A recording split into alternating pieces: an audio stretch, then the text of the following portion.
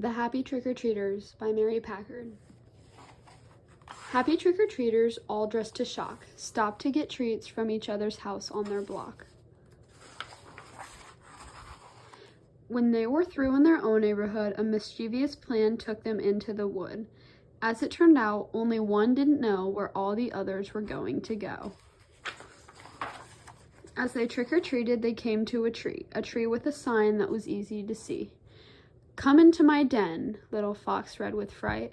"I'd better go home now and call it a night."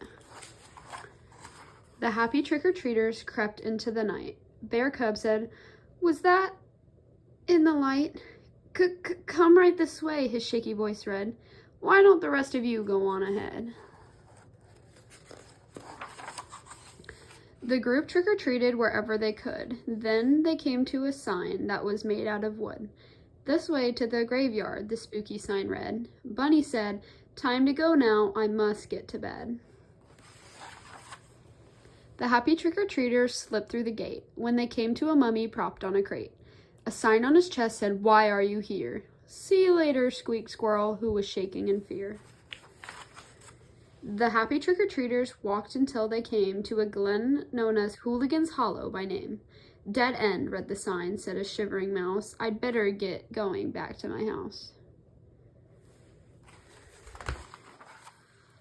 The happy trick-or-treaters came to a stream, and when they looked up, they let out a scream. A gruesome sign said, "I'd stay where you are." Just then the mole declared, "I've gone much too far." The happy trick-or-treaters splashed through the stream and woke up an owl from a terrible dream. "Who's there?" Owl screeched. "It's too late. Go away."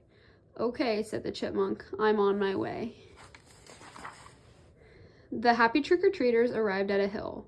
"Beware," said the sign, and they stood very still.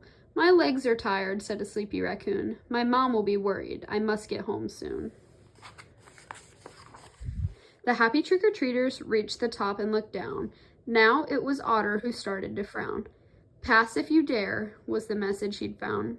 "I've got to get home," he said. "See you around." The last trick-or-treater started to shake. He started to shiver. He started to quake. Ahead was a house that looked haunted for sure. The sign on the porch said, "Come in for a tour." As he crept up the steps, they started to creak. He heard an owl hoot. He heard a loud shriek. And just as the front door was swung open wide, happy little voices cried, "Please come inside." The lone trick-or-treater slowly stepped in. "We tricked you," the otter said with a grin. "Come join the fun, there's nothing to fear. It's a Halloween party, and you're finally here." The end.